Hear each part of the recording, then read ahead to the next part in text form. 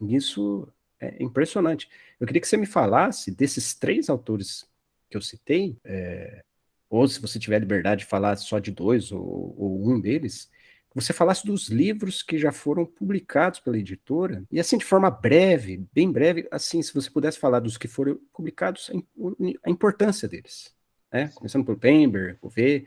Eu sei que talvez você não lembre de todos, embora eu acho que a sua mente é extraordinária, você pode lembrar de muita coisa, mas se você quiser citar as principais obras desses autores que eu citei aqui, G.H. Lang, G.H. Pember e Robert Gouvet, porque eu também queria confirmar contigo, mas me parece que a editora Escriba do Reino foi a primeira a publicar uma obra oficial catalogada do senhor Gouvet no Brasil. É isso mesmo? Sim. Havia de Robert Gouvet antes, e que eu dou graças a Deus porque havia, né? Porque foi por aí que tudo começou.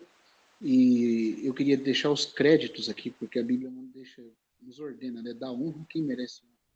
Se tem um servo de Deus que tem trabalhado e que merece ser honrado aqui, reconhecido, na literatura desses homens, desses gigantes, é o irmão Delcio Oliveira Meirelles, né, que junto com o irmão Christian Schaen, Amém.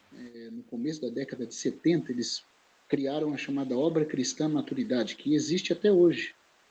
E começaram a traduzir livros, porque o irmão Christian tinha aquele encargo de respigar os campos de Boaz, para trazer as riquezas de Cristo, né, que haviam sido esquecidas no meio da história da igreja e que mesmo assim poderia fartamente suprir os filhos de Deus aqui em nosso país.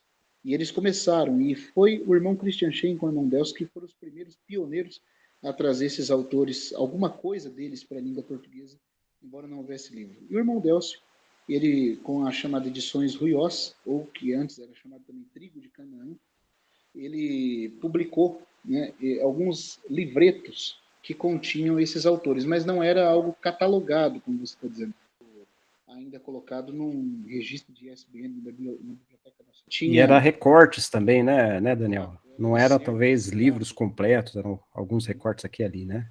Embora desde que a amizade, a proximidade com o irmão Deus começou, ele sempre disse para mim que o encargo dele era poder fazer. Ele só não tinha ainda as condições. Né? Então eu falei, irmão, graças a Deus pela amizade que a gente hoje, eu falei para ele, irmão, vamos publicar. O que você tiver de material, você me repasse e eu vou também buscando fazer da forma mais completa possível a tradução dos livros de forma integral. E deu certo, graças a Deus, graças ao nosso Deus, foi possível. Eu lembro que o primeiro livro de Robert Gouvet que publicamos foi Hades, o Lugar dos Mortos. Né? Foi o primeiro livro em português do Senhor Gouvet, que foi Que publicado. livro, hein? Que livro? De fato, as pessoas que têm lido, muitas pessoas leram e escreveram, né, e falando, esse livro mudou, virou, virou do avesso. Tudo que eu entendia a respeito do estado intermediário, do pós-morte, do que significa, né, o mundo onde estão aqueles que partiram, as questões ligadas à ressurreição, à escatologia bíblica, que tem tanto a ver com esse assunto, que é um assunto que eu penso, principalmente depois de ler a obra do governo, que o cristianismo lida de forma muito superficial, e deixa de ganhar com muito proveito tudo que poderia ser oferecido. Então esse foi o primeiro livro que a gente publicou, do senhor Gouvet. Né? O Gouvet, para quem não conhece, alguns irmãos que têm lido a obra têm passado a apreciar, porque ele foi um homem de um calibre muito alto na sua capacidade de erudição bíblica, a ponto do próprio Spurgeon, né, que era, depois quando você faz a pesquisa, você descobre que eles tinham um grau de parentesco, já que havia um primo distante, agora eu não vou lembrar certo para dar informação, mas isso pode ser confirmado na internet, até o Wikipedia já tem essa informação, que havia um grau de parentesco de primos da família do Sr. Gouvet com a família do Sr. Spurgeon que se casaram. Então eles tinham ali um parentesco por conta de primos que acabaram se casando e Interessante, eu não sabia. sim, e o príncipe dos pregadores, Spurgeon, foi visto muitas vezes trocando correspondências, né, com o mestre de Norwich da Capela Surrey Chapel. E uma das cartas, até inclusive o Spurgeon chega a dizer para o Gouvet assim: eu sei que você não gosta de ser saudado com o título de reverendo, por isso eu vou chamá-lo apenas de irmão.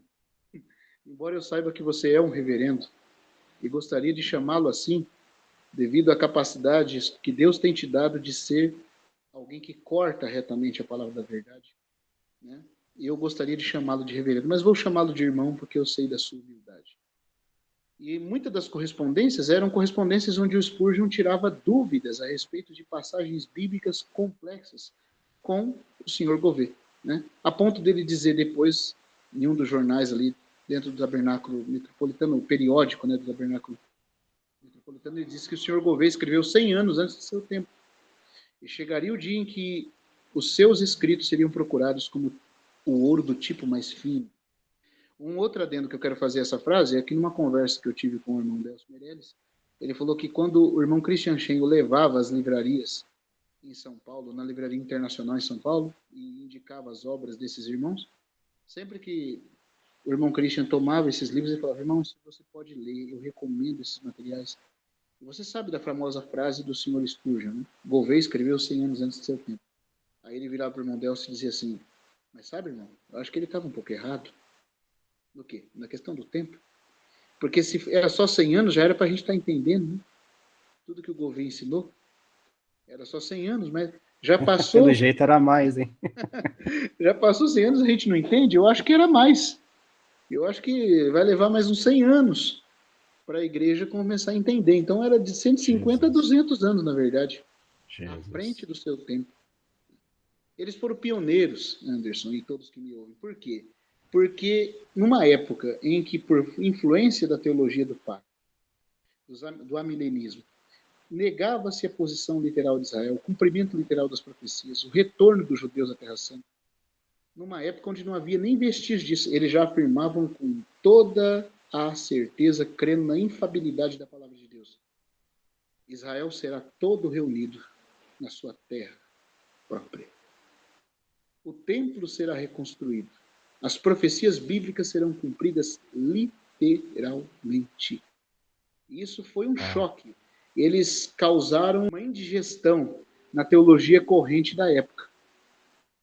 Inclusive, o próprio irmão Dr. Captain Morgan, o príncipe dos expositores de Westminster, ele acreditava na literalidade das profecias bíblicas ligadas ao destino de Israel e a posição singular da igreja em relação a Israel, no sentido de serem duas posições distintas. Ele acreditou assim. Ele faleceu no ano de 1947. No último ano em que ele estava vivo, disse que ele havia mudado de posição. E, de fato, a igreja havia substituído Israel para sempre. E aí ele partiu para o Senhor. No último ano da vida dele, ele mudou de posição. Faltou pouco para ele ver o Estado de Israel, hein? E aí, um ano depois, o Estado de Israel aparece, confirmando o que esses outros irmãos menos conhecidos do que o Dr. Captain Morgan na Inglaterra haviam falado, que a profecia bíblica, eles estabelecem um princípio: sempre que ela não for, que ela não disser que ela está falando por linguagem simbólica, é nosso dever interpretá-la de forma literal. Porque se você fizer um apanhado de todas as profecias, todas se cumpriram de forma literal, exceto aquelas que a Bíblia mesmo dizia que eram simbólicas. Então o Gouveia tinha esse peso, tinha essa, vamos dizer assim, esse ponto, né, acreditado a ele de grande importância, que as profecias têm o seu valor, que a Bíblia deve ser interpretada com reverência e piedade. Por isso, esse calibre tão alto, né? Então, o primeiro livro dele que a gente publicou foi esse Hades, o Lugar dos Mortos. Depois tivemos publicando outros títulos, mas o primeiro livro mesmo da editora que a gente foi lançar foi Animais do Seu Passado e Futuro. Verdade. Da autoria de George Hawkes Pember, né? O Gouveia tinha essa capacidade lógica, erudita, piedosa, espiritual. O Pember, além de ter tudo isso, unia a espiritualidade, a erudição, a tal ponto de que no final da vida queimou todos os seus retratos. Né? E quando foi pedido a ele o motivo, foi pedida a explicação dele fazer isso, o motivo dele ter feito isso, ele disse: é para que o mundo nunca contemple o rosto de um pecador, mas apenas a face do Salvador. Que coisa. Fico imaginando ele lendo aquelas porções de Isaías capítulo 6 e falando: não deveríamos nós, que somos menos santos do que eles, na condição de estado presente, também cobrir-nos? para que somente o inefável receba todo o louvor?